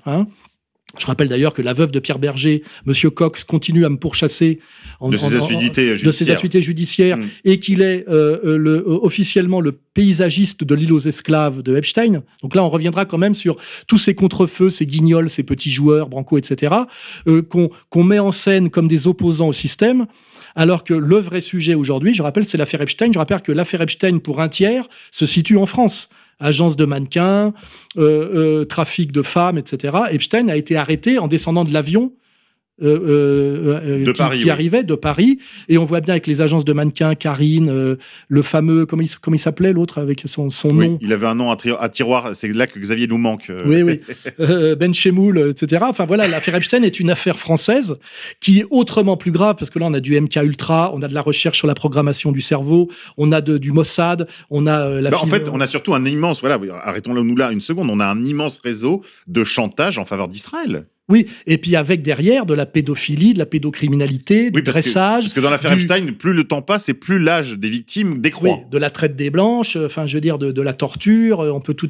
Il suffit d'avoir lu un peu les ouvrages de Breton, c'est ça, Xavier Breton, je ne me rappelle plus son prénom, je m'excuse, ou les mémoires de Cathy O'Brien. Oui, bien sûr. C'est Breton en France le spécialiste de ça. Alexandre Le Breton. Alexandre Le Breton. Alexandre Le Breton qui a fait un livre sur le MK Ultra. Je travaille sans notes, donc excusez-moi. Oui. Et là, on voit que là, on est au sommet de la pyramide oligarchique et de ce que j'appelle le satanisme, religion du mondialisme, et que là, c'est autre chose que Matzneff, qui est quand même un tout petit, un marginal par rapport à ça. Je rappelle d'ailleurs que j'avais eu une discussion avec Mario Sigo quand je lui disais pourquoi tu t'attaques à Matzneff alors que finalement, c'est le contre-feu préalable à la montée au pinacle de Polanski, puisqu'il y avait... Je veux dire, c'est pas pour rien que c'est sorti chez Grasset, le bouquin de Sprangoura, et que c'était, on vous donne Matzneff à bouffer, comme ça derrière, on peut filer tous les prix à Polanski. On voit bien qu'il y avait un sacrifié. Et Marion Sigaud, qui je pense est plus malhonnête que lâche, où en fait, en général, l'un amène à l'autre, la lâcheté amène à la malhonnêteté, me disait oui, c'est le premier, les restes vont tomber. Alors je dis non, on fait tomber celui-là pour que rien ne bouge. Pour sauver tous les autres, au contraire. Et quand on apprend que la police, alors qu'elle n'a aucune base pour enquêter, puisque tout ça est prescrit, et pour le reste, personne n'enquête sur le passé de Frédéric Mitterrand, qui se vante de son tourisme sexuel comme Matzneff, ni d'ailleurs sur, du temps où Pollack était vivant, ni même sur André Gide. Enfin, je veux dire, c'est une vieille tradition. C'est-à-dire, Houellebecq a eu l'honnêteté de le dire. Il a dit il y a plus d'alcoolisme que de cocaïne dans le milieu des lettres. Par contre, il y a beaucoup de pédophilie. Et c'est vrai que c'est une tradition, la pédophilie littéraire, revendiquée et vantée. Ce que je voulais dire, c'est que moi, j'ai appris l'existence des petits garçons de Manille, etc., au moment de l'affaire Matzneff. Je l'ai appris même au cœur de la polémique, parce qu'en réalité, il faut être tout à fait honnête, moi je n'ai jamais lu une ligne de Matzneff, et je crois que peu de gens l'ont lu, en fait. Oui, c'est un auteur qui est très apprécié du petit monde de l'édition et de la littérature, mais qui a un public très restreint. Et je pense qu'il y avait beaucoup de snobisme dans ce petit public-là, et qu'en fait, la moitié n'avait pas lu une ligne. Je ne veux pas l'attaquer comme écrivain, c'est un type qui a consacré sa vie à l'écriture, oui, bien sûr, qui est dans la logique de littérature uberales, c'est-à-dire l'écriture au-dessus de tout, et l'écriture qui justifie tout, puisque son principe, comme faisait Nab à l'époque où il avait encore un cerveau, c'est de vivre pour pouvoir écrire, c'est-à-dire de tout raconter dans son journal. Et là, c'est là où je voulais en venir, que j'étais un peu sorti de mon idée. C'est que là, on a vu que Matzneff avait été mis en examen, abusivement, parce qu'il n'y a pas de base, et surtout les autres, on n'y touche pas. Jamais on a inquiété Maître Thierry Lévy quand il faisait l'apologie de la pédophilie, et qui menaçait physiquement Dieudonné. Oui, à la télévision. Il est mort depuis, et je rappelle qu'il a lu l'éloge funèbre à l'église Saint-Thomas d'Aquin de Maître Vergès. Comme quoi, ça me rappelle un peu l'éloge funèbre lu par Attali à l'enterrement de Coluche. Tu sais, il faut toujours qu'il y ait un type de la communauté qui vienne verrouiller. Alors que ça va pas être un scoop, je connaissais Vergès et j'ai dîné un certain nombre de fois avec lui. Il était d'un antisémitisme carabiné, et qui venait de la gauche, je rappelle. Oui. C'est pas un mec d'extrême droite. Oui, il venait au départ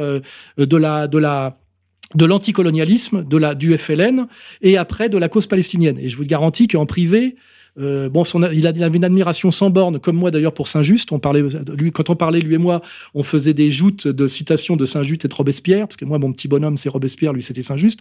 Mais on a toujours cette stratégie de toujours tout verrouiller. Hein. Et pour finir mon idée, les flics sont allés saisir les manuscrits de Matzneff, ils sont allés saisir les manuscrits chez son ami qui les gardait, et ils sont même allés jusqu'à perquisitionner en Italie, là où il est réfugié, de façon, à mon avis, totalement illégale. Et là, je le dis à Marion Sigaud pour qu'elle arrête de faire l'idiote, c'est pas pour chercher d'autres petites victimes, c'est parce que dans ces écrits non publiés, qui est le journal... Il y a des noms, oui. Il y a les noms de tous les autres. Et je rappelle que c'est Pierre Berger, alors on dit Yves Saint-Laurent, mais c'est Pierre Berger qui faisait les chèques, qui payait ses notes d'hôtel, parce que je rappelle que Matzneff est un type qui n'a jamais eu d'argent, qui a toujours vécu un peu au-dessus de ses moyens et sans se soucier, et qui a toujours été un peu financé par la bande, hein, la bande de ceux qui avaient les mêmes goûts que lui. Et la différence, c'est que les autres étaient tous dans des associations d'aide à l'enfance et étaient des parfaits tartuffes. Hein. Je me rappelle que j'ai été viré d'un dîner au bain-douche par Carole Bouquet pour, quand elle me parlait d'enfance et partage, dont le président d'honneur était Pierre Berger, pour avoir dit oui, enfance et partouze. Elle m'avait chassé du dîner. Hein, voilà. Oui. Et je crois pas que je tapais tellement à côté. À l'époque, je faisais du journalisme d'enquête pour Ardisson, avant qu'Ardisson ne fasse lui-même Teshuva. Pour interviewer. Pour avoir s'être trop intéressé à la cause palestinienne et avoir en privé trop dégueulé sur la communauté de Lumière, qui a fini par lui faire la peau d'ailleurs. Hein, en ce moment, sur l'affaire Matzneff, le ménage est fait. Et là, je rappelle, si on saisit ces manuscrits, c'est pas pour sortir les noms qu'il y balance, c'est pour être sûr que ces noms ne sortent pas, parce que là, ce qu'il est en train de faire passer comme message, ce vieux monsieur de 83 ans en fin de vie, c'est vous m'avez balancé, je peux balancer les autres. Eh ben non, il pourra même pas. Parce que... Oui, d'ailleurs, à ce sujet, je le dis, comme ça, les choses seront tout à fait claires. Je lance une invitation à Alexandre Le Breton. Je lui avais envoyé des messages via les réseaux sociaux, je crois principalement Facebook, mais je ne sais pas s'il les a bien reçus. On peut aussi inviter d'ailleurs Matzneff, s'il veut même à distance se confesser à nous. Il a sans doute beaucoup de choses à dire. Hein. Moi, je serais intéressé d'entendre qu'il me donne des noms, en effet. C'est toujours bien de faire un peu d'enquête. Et puis, j'invite très officiellement Alexandre Le Breton, s'il nous écoute, je sais qu'il écoute régulièrement nos émissions, je l'en remercie. Je l'invite à ce micro, s'il a des desiderata techniques pour camoufler son identité. Évidemment, on y veillera, ce que je peux comprendre parfaitement, mais je crois qu'il est important qu'on continue de creuser ce sillon et qu'on aille au fond, qu'on vide les écuries d'Augias. Parce que là, on n'est quand même que dans des contre-feux, des francs-tireurs, des électrons libres qu'on laisse faire mumuse, comme le petit Branco, là. On voit bien que le sérieux, le dur de dur, c'est ce vers quoi nous, on essaye d'aller. Et ce qui est incroyable, par exemple, c'est que les gens sont terrorisés de parler avec moi, alors qu'ils se prétendent par ailleurs défiant le système, n'ayant peur de rien, etc. Et des grands voyous, parce que moi, c'est ça qui m'a le plus amusé quand vous m'avez raconté cette histoire, Alain, c'est que le type, apparemment, il dit « je suis rangé des bagnoles, mais je suis encore un petit peu, nanana », pour déjà ne serait-ce que se couvrir, parce que c'est vrai qu'on imagine qu'il y a... Je vais te dire pourquoi je pense qu'il n'est pas venu chez nous, parce que nous, j'avais demandé à mes camarades de FEDOC d'enquêter sur les révélations qu'il fait. Notamment, il parle, je crois, rue de Pontieux, d'un hôtel qui servait de plaque tournante à de la pédophilie payante. On a enquêté, nous, parce qu'on a vraiment du réseau, puisque fait document, c'est quand même du réseau. Ça n'existe pas, ça, vous voyez. Donc, à un moment donné, il invente des trucs. Donc, qu'est-ce qui est vrai, qu'est-ce qui n'est pas vrai. Et en général, il balance toujours sur des morts de droite. Hein. Donc, est-ce que c'est pas pour couvrir des vivants?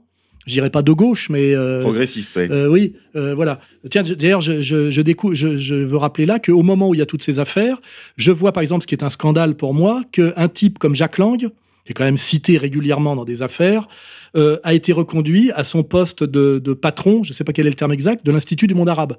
C'est-à-dire qu'au sommet de l'Institut du monde arabe, il n'y a pas un arabe, il n'y a pas un musulman, hein, il y a un juif, d'ailleurs, je crois que la Croix aussi est sous autorité juive, qui est soupçonné...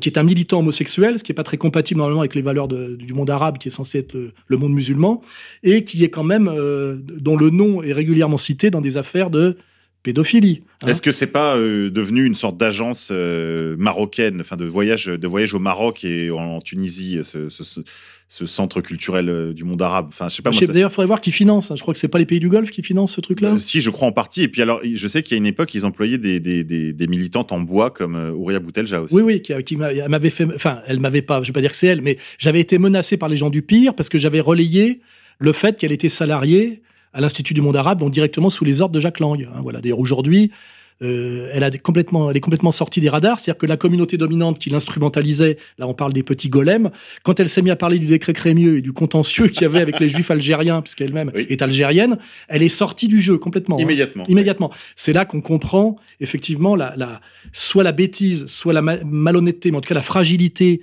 de ces petits opposants, en fait, en général, justement, à la communauté, à la communauté dominante, c'est-à-dire ce qu'elle appelle les sous-chiens, qu'elle était envoyée pour aboyer contre les sous-chiens par la fameuse communauté de lumière qui tient toutes ces communautés en laisse, et qu'au moment où elle s'est trompée de cible ou qu'elle a plus totalement obéi, soit parce qu'elle a compris, soit parce que trop c'était trop, parce qu'à des moments trop c'est trop. Il lui aurait mis sa muselière. Elle a dégagé, voilà.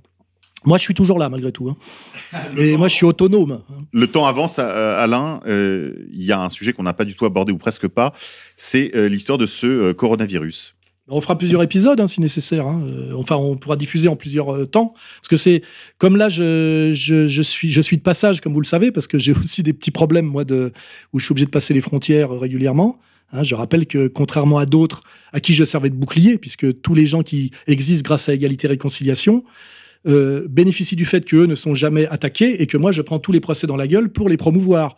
C'est pour ça qu'à un moment donné, j'étais un peu agacé quand une de nos membres, Marion Sigaud, qui est membre d'Égalité et Réconciliation, ça me permettait de bénéficier de ma promotion et de ma protection pour en plus me tailler des croupières de manière assez malhonnête, parce que je pense que tout ce que j'ai expliqué là, elle a parfaitement les moyens de le comprendre. Et ça, c'est ce que j'appelle toutes les stratégies de faux dur de la dissidence, qui comprennent qu'à un moment donné, je pourrais parler de Vincent Lapierre, que s'en prendre au CRIF, c'est très dangereux, mais qu'à un moment donné, effectivement, on peut légèrement taper autour, et c'est comme ça qu'on passe de Soral à Le Gallou. Tout ça pour ça, je dirais. Donc, abordons le sujet suivant. Le coronavirus tombe à point nommé, puisque là, on sait depuis ces derniers jours, là, on voit ça dans toutes les unes des journaux, dans les kiosques. Ce qui a frappé le marché du pétrole a déclenché une sorte de krach financier international. Cependant, avant, on en avait parlé à ce micro avec Yann, directeur de l'antenne de RFM, de la question du repos, donc qui est ce marché interbancaire, c'est un peu compliqué, mais vous pouvez vous référer à ces articles qui sont toujours disponibles sur le site d'Égalité et Réconciliation. La crise était déjà dans les tuyaux et une belle crise. Et maintenant, on va nous expliquer que cette crise est due au ralentissement de l'activité économique en Chine, à un effondrement de l'offre. À cause d'un virus. À cause d'un virus. Et que donc le krach pétrolier serait dû justement à la baisse de la demande chinoise pour la production mondiale, alors qu'en réalité, cette crise était déjà très largement entamée.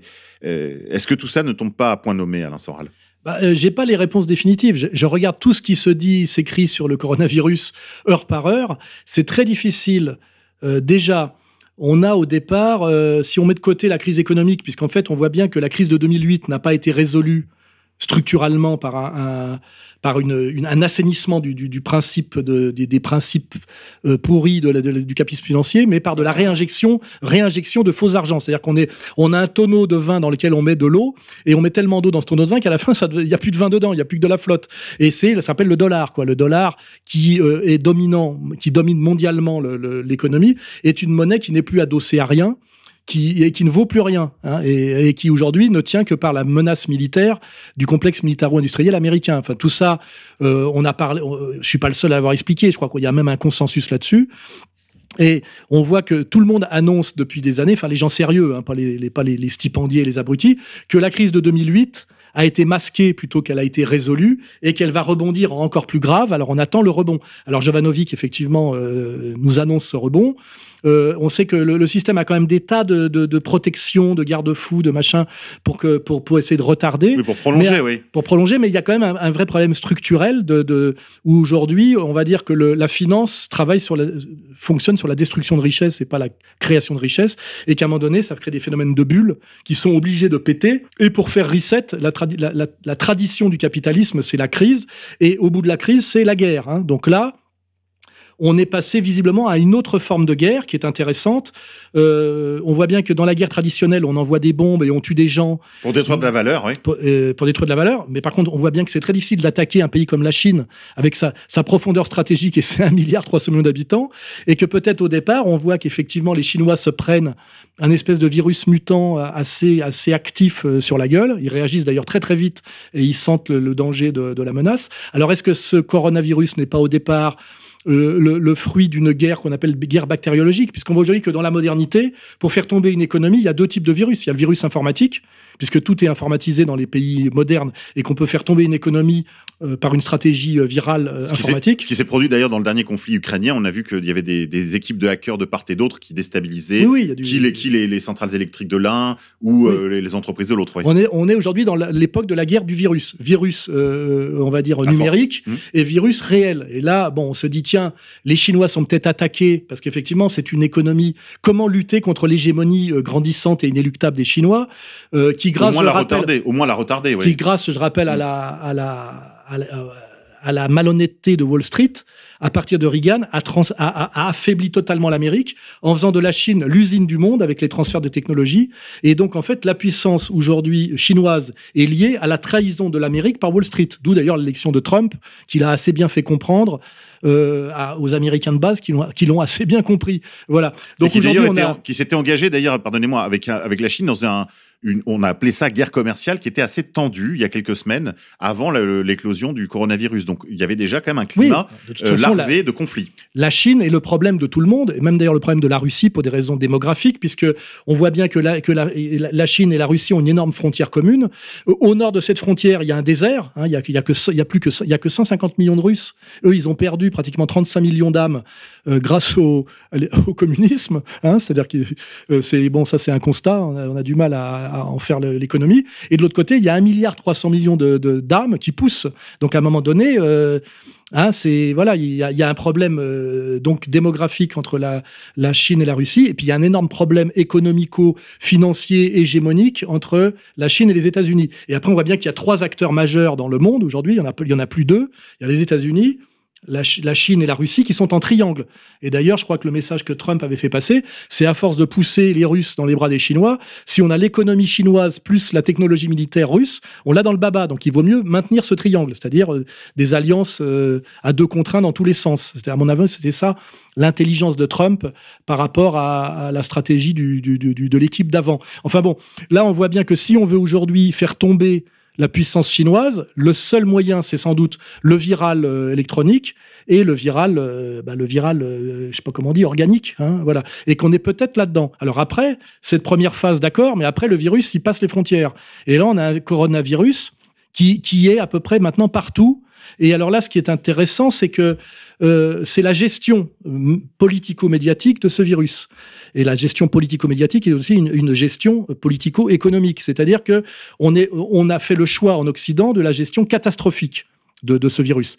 D'ailleurs, on voit qui résiste à cette stratégie catastrophique. Il y a Trump qui dit faut pas s'énerver, c'est pas une raison pour bloquer l'économie sous prétexte qu'il y a une grippe, quelque chose qui est à peu près du niveau d'une grippe saisonnière. On ne sait pas du tout comment réagit le pouvoir russe. Sans doute qu'il ne réagit pas comme nous, parce qu'on en parle très peu. Et par contre, alors eux, ils ont prétendu, alors je ne sais pas où ça en est aujourd'hui, parce que ça évolue heure par heure, mais jusqu'à une date très récente, ils prétendaient avoir 0 cas de coronavirus. Oui, enfin voilà, eux, ils ne sont pas dans le catastrophisme, à bloquer leur économie et à tout mettre à zéro. Alors que nous, en Occident, si on voit les pays qui sont impactés malgré eux, on dira c'est la Chine, l'Iran. C'est quand même des ennemis du nouvel ordre mondial. Mais nous, notre pouvoir politico-médiatique s'est jeté dans le catastrophisme et volontairement fait tomber l'économie, la paralyse. C'est-à-dire qu'on a une vraie stratégie aujourd'hui de paralysie de l'économie. Alors, est-ce que c'est pas pour habiller de virus une crise structurelle et qui était inéluctable, qui est la contraction de l'économie par les contradictions fondamentales du nouvel ordre mondial. C'est la faute au virus. Et comme par hasard, ça accompagne. Alors, est-ce que ça serait une explication possible, Et puis aussi, il ne faut pas oublier que par le virus, on peut absolument tout imposer politiquement, c'est-à-dire la dictature, le confinement, l'interdiction de réunion, le report même des élections. On en parlait tout à l'heure hors antenne, on n'a pas l'explication totale. Trump, aujourd'hui, dans les élections qui viennent, est le seul qui refuse d'annuler ses meetings, alors qu'en face, ils prétendent déjà presque arrêter la campagne, car je rappelle, ils n'ont que comme candidat à opposer à Trump que Biden, pédophile notoire, il y a toutes les vidéos, qui d'ailleurs a rallié le vote noir, qui veut dire ce que c'est quand on enlève Farrakhan, qui est la dignité sans doute des Noirs américains, ce que c'est que la communauté noire, quand on parlait des golems sous domination, qui va quand même marcher derrière un richissime grand bourgeois WASP pédophile, quoi. Je veux dire, on voit pas très bien où est je dirais le challenge. Ouais, on voit vraiment ce qu'on appelle de la soumission, quoi. Hein. Ça s'appelle la gauche américaine. Voilà.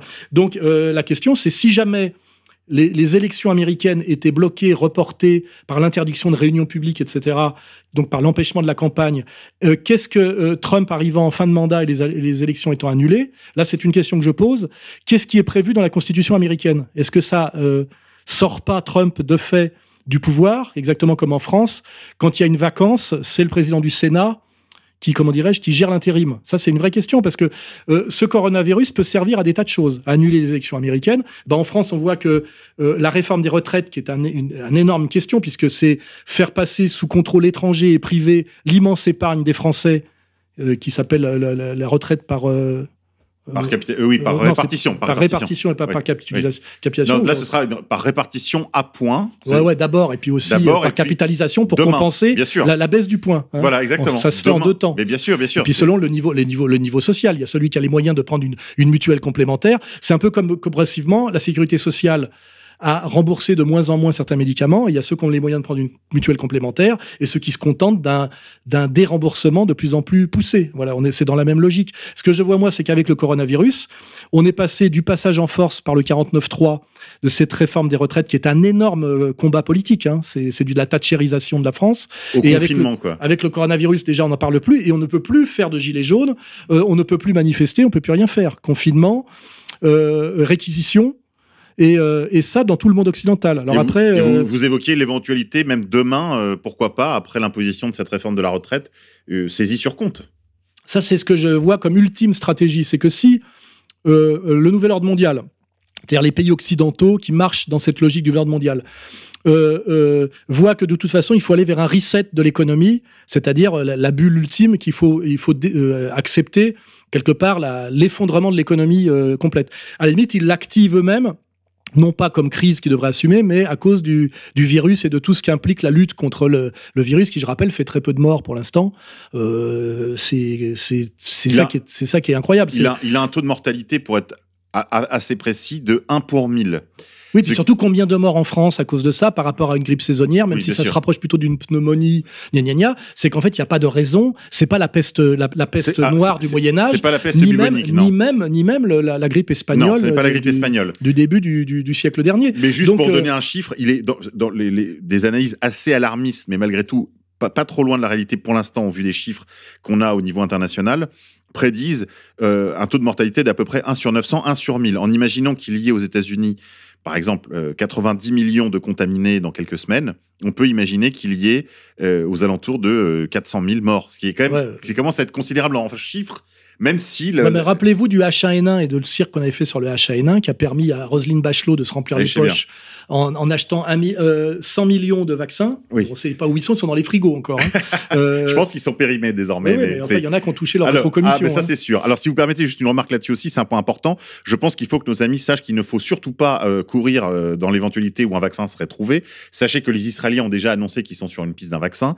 Au contraire, il y a un médecin de Marseille qui, vous pouvez trouver ça très facilement, c'est sur les grandes chaînes publiques, France 3 et autres. Vous pouvez trouver donc les allocutions de ce docteur qui parle d'un médicament connu comme le loup blanc, qui s'appelle la chloroquine, qui soigne le paludisme, qui est un médicament connu depuis le XVIe siècle. Je veux dire, cette molécule active là, c'est une plante qui soigne le palu. Eh bien, ce médicament s'avérait assez efficace sur des cas et a déjà eu des essais cliniques en Chine couronné de succès. Ce docteur est un spécialiste en épidémiologie, il a même été consulté par le gouvernement français.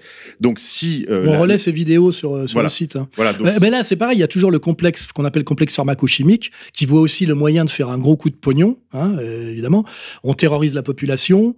Alors, ce qui est marrant, c'est qu'en lui disant de ne pas s'affoler, on fait tout pour qu'elle s'affole, parce que là, on montre les gens qui se ruent sur les supermarchés en Allemagne et qui vident en faisant des réserves. Et ça, on sait très bien que c'est une stratégie pour pousser la population à le faire, hein, c'est toujours comme ça. C'est surtout ne paniquez pas, ne faites pas de réserve, tout va bien. Tout le monde se rue dans les supermarchés, hein, donc on voit très bien qu'on est dans une logique pilotée de catastrophisme volontaire, de paralysie de l'économie, puisque là on a le CAC 40, tout qui chute, là, etc. Alors que, à mon avis, ça aurait chuté même sans ça. Et effectivement, au bout du bout, si on fait tomber toute l'économie occidentale, qu'est-ce qui peut se passer, puisqu'il faudra la relever? hein, eh ben ça sera capter l'épargne populaire. Je rappelle que ça a déjà eu lieu. Ça a eu lieu dans les années 90 en Argentine, où on a volé toute l'épargne de la classe moyenne argentine. Hein. Les décrets sont déjà prêts pour qu'on puisse saisir les comptes des particuliers dans les banques. Hein. Tout ça est déjà en place au niveau de la loi. Hein. Il y a juste la décision politique. À Chypre, je crois qu'il s'est passé la même chose. Et puis, dans les années 30 aux États-Unis, on a sommé les Américains d'amener, sous peine de prison, leur or privé afin de reconstituer la réserve de Fort Knox. Donc, oui, c'est un épisode peu connu, mais les Américains n'avaient plus le droit d'avoir que, en gros, une médaille de baptême, une alliance. Oui, quoi. oui, et c'est là-dessus qu'on a fait d'ailleurs des barres qui n'étaient qu'à 16 carats, parce que c'était de l'or impur, et qui fait que c'était pas échangeable sur le marché, ce qui n'empêche pas aujourd'hui que, selon les experts, il n'y a plus d'or dans Fort Knox, et que c'est des barres de tungstène. Et quand les Allemands veulent récupérer l'or qu'ils avaient mis en dépôt aux États-Unis, on leur a bien fait comprendre que c'était plus jamais question de récupérer, on est sur de l'or papier, c'est-à-dire que les Américains, le pouvoir américain a volé tout l'or des pays qui ont eu la naïveté de leur confier. Et je rappelle là, à la défense du général de Gaulle, que ça lui a d'ailleurs peut-être coûté en partie sa place, qu'il a exigé, quand il a vu le coup venir, de récupérer l'or français qui était déposé aux États-Unis. Je crois que c'est à la fin des années 60. Il l'a obtenu. Hein. Et ça, je pense que ça n'est pas sans lien avec mai 68, plus sa réaction par rapport à la bombe atomique israélienne et sa fameuse conférence de presse de novembre 67 sur le peuple sûr de lui-même et dominateur, et sa vision de l'avenir du Moyen-Orient, où il avait d'ailleurs tout annoncé, qui fait que le petit Cohn-Bendit, qui est un peu une sorte de branco communautaire, hein, venu de nulle part et incroyablement encore un pédophile, promu et qui est toujours en place. Hein, oui. Dans la contradiction totale, parce que là aussi, ce que je veux dire sur mai 68, moi, ce que je reproche comme Bendit, c'est pas d'avoir fait mai 68, c'est d'avoir trahi entièrement mai 68, leur mai 68. Ne faites jamais confiance à un mec de plus de 40 ans, il est interdit d'interdire, etc. L'autre, aujourd'hui, il est macronien, il a pratiquement validé toutes les guerres impérialistes otanesques. Quand il faisait pas le boulot lui-même, il le faisait faire par le super abruti Romain Goupil, ouais. Guerre du Golfe, etc. Et je rappelle comment Romain Goupil, et même Cohn-Bendit, mais Romain Goupil, c'est le sommet, a réagi à la jacquerie des Gilets jaunes. Hein. Et comment il a réagi. Hein. Il les a traités de beaufs en polaire qui roulent en diesel. C'est pour vous dire que la conscience de classe qu'a ce mec-là, sa vision de ce que c'est que les antagonismes de classe et la lutte des classes, et à quel point ces mecs-là, quand on creuse, sont de gauche. Hein. Enfin, de quelle gauche ils sont? C'est la gauche pédo, quoi. Hein, oui. Avec Cohn-Bendit, c'est clair et net, il reste que ça, hein, de Dany le Rouge. Hein. Le rouge, c'est la couleur de l'anus du bébé qu'il était censé garder dans les crèches des Grünen, hein, et qui fait d'ailleurs qu'il s'est barré d'Allemagne et qu'il est revenu en France, et que les scandales de pédophilie des Verts en Allemagne, c'est pratiquement coulé ce mouvement vert issu des années 70. Hein. Ça, c'est bon, voilà, c'est une petite remarque. Petite quenelle en passant. À la marge. Ben oui, mais il faut bien faire le boulot parce qu'on n'est pas beaucoup à le faire. Hein. Cohn-Bendit, il a son rond de serviette partout, personne ne l'emmerde jamais, alors que Matzneff, lui, est obligé de se réfugier en Italie, et même en Italie, il subit des perquisitions. Oui, il y a quelques années, d'ailleurs, même François Bayrou, qui n'est pas exactement un exalté d'extrême droite, l'avait accroché sur un plateau de télé. Et c'est Bayrou qui s'était fait remettre en place. Exactement. Hein. Genre, tu tapes au-dessous de la ceinture. Exactement. C'est-à-dire que quand tu montres ma bite qui n'est pas orientée où il faut, tu tapes au-dessous de la ceinture. Oui, on peut avoir le droit de temps en temps de taper au-dessous de la ceinture. Il n'y a pas de problème. Eh ben, mon pote, tu seras jamais président de la République, lui avait-il répondu. Oui. En plus, il le tutoyait. Hein. Là, on voit bien quand même les types qui sont en place pour service rendu sans aucune légitimité. Qui sont quand même des commentateurs autorisés sur tous les sujets, que ce soit football ou écologie. Il avait une émission de radio sur Europe 1. Hein. Et il a même refusé de devenir ministre. Je crois que Macron lui a proposé, et il a compris que c'était pas la peine. C'est plus confortable d'être le donneur de leçons. Parce que je remarque que ces gens-là, si je prends Attali, ne cherchent jamais aucun mandat électif. Ils préfèrent s'abriter derrière des types qu'on envoie d'une certaine manière en première ligne à se prendre les crachats dans la gueule, voire même un jour pire que ça, parce que moi, je peux, comment dirais-je, prophétiser un destin tragique pour Macron. Hein. Il peut très bien un jour se prendre une chevrotine d'un paysan désespéré ou un coup de chlasse d'un père qui trouvera qu'il frotte trop les noirs torse nu ou d'un ouvrier au chômage. Voilà, c'est parce qu'il aime bien frotter. Et les autres, là, ne se frottent pas à la masse. C'est-à-dire, ils frottent différemment, plus intimement, plus en privé et moins massivement. Mais tout ça, tous ces sujets-là s'interpénètrent.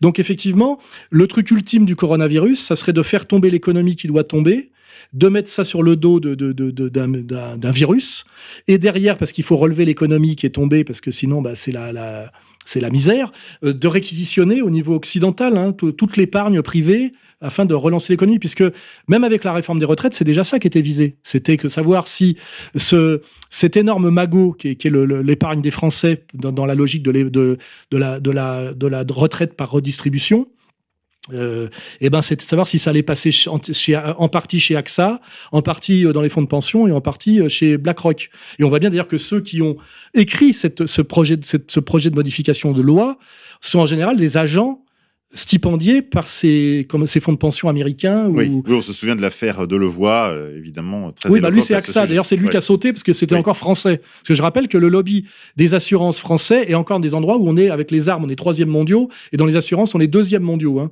Donc, celui qui saute, c'est le français. C'est pas celui de BlackRock ou celui des fonds de pension américains. Non, lui, il a été décoré de la Légion d'honneur. Oui, c'est ça qui est tragique, c'est que le gauchiste, on lui désigne toujours le salaud de riche avisé, et quand on lui désigne toujours, finalement, le français issu de la moyenne bourgeoisie française. On lui désigne jamais celui qui est au-dessus. Voilà, c'est toujours pareil, le contre-feu, le sacrifié, etc.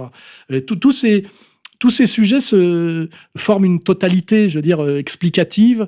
Et le but, moi, quand je fais cette espèce de démonstration générale, c'est de donner un peu l'instinct aux gens qui nous écoutent d'avoir le nez, tu sais, pour sentir quand ça pue, quand c'est étrange, quand c'est trop. Alors évidemment, nos ennemis appellent ça le complotisme. Et ils ont même créé des sites. Je crois qu'il y a un truc Conspiracy Watch ou je sais pas trop quoi. Il y en a plusieurs même. Et d'ailleurs, on voit bien que les gens qui luttent contre le complotisme font aussi partie de la communauté qui règne selon les principes que j'ai énoncés. Il y a par exemple Monsieur Reichstadt, que moi j'appelle 3e Reichstadt. Oui, lui, il a des bonnes raisons de lutter contre le complotisme, parce que ce complotisme qui n'est pas si complotiste que ça, parce que je rappelle que le complotisme, c'est un anathème. Oui, c'est même un mot qui a été forgé par la CIA à un moment donné pour contrer. Oui, c'est un anathème, c'est-à-dire on vous traite de complotiste. Il n'y a pas de traite de fasciste. Il n'y a pas de démonstration. Oui, c'est ça, ou antisémite, fasciste, complotiste. Toujours la même chose. Ouais. Et comme par hasard, celui qui a pris le marché de la lutte contre le complotisme, du débunkage, je crois, c'est Rudi 4e Reichstadt. Voilà. Et puis, alors, il a un site que personne ne lit, mais par contre, il a toutes les aides pour le faire fonctionner, lui. Et il se fait jamais emmerder. Donc, il y a quand même une cohérence globale. Nous, on se revendique quand même d'une certaine cohérence et d'une certaine fonctionnalité. Ce qu'on dit est assez cohérent, et en plus, ça correspond quand même beaucoup à la réalité. Et ça, pour le vérifier, il suffit quant à moi, de regarder ce que je dis et surtout ce que j'écris, parce qu'on m'attaque jamais comme écrivain. C'est marrant, je suis toujours un agitateur. Pourquoi ? Je rappelle que j'ai publié plus d'une dizaine de bouquins, dont la moitié sont des best-sellers, ce qui est quand même pas pour rien. Et les gens les achètent pas parce que les médias mainstream leur disent de les acheter. Il n'y a jamais eu aucune recension de Comprendre l'Empire. On est quand même à 120 000 exemplaires vendus. J'ai quand même, depuis 20 ans, donner des directions, des analyses, des produits, des explications qui semblent se vérifier par les faits. Notamment Comprendre l'Empire, qui est sorti en 2011, je crois. Si vous le relisez aujourd'hui, vous verrez que quand je dis « ça aura la presque toujours raison », c'est que je dis quand même je suis beaucoup plus près de la vérité que tous mes contradicteurs. Écoutez, Alain Soral, merci pour cette mise à jour de Comprendre l'Empire en direct. On n'a pas abordé le petit sujet de la Lombardie. Je le lance comme question, puisque normalement, notre camarade Xavier venait de Lombardie, mais n'a pas pu venir. Est-ce que le confinement de la Lombardie est une volonté de la Ligue du Nord pour faire chanter le pouvoir romain, ou est-ce que c'est l'inverse ? Est-ce que c'est parce que la Lombardie est dans la main de la Ligue du Nord et il y a des logiques aujourd'hui de rapprochement économique qui l'éloignerait, on va dire, de la tradition atlantiste, otanesque, libérale, occidentale. Et là, je ne maîtrise pas tout à fait le dossier de qui mène la danse et des enjeux de ce confinement assez étrange de la Lombardie. Donc, j'espère que Xavier pourra y répondre. Et puis là, on laisse ça aux commentaires on laisse cette question ouverte aux commentaires de nos auditeurs. Alain Soral, merci. Merci à vous. Pourquoi tant de haine ? Comment peut-on accepter La haine intacte. La vengeance c'est la haine. Ce n'est pas acceptable. Je vous demande de vous arrêter. Pourquoi tant de haine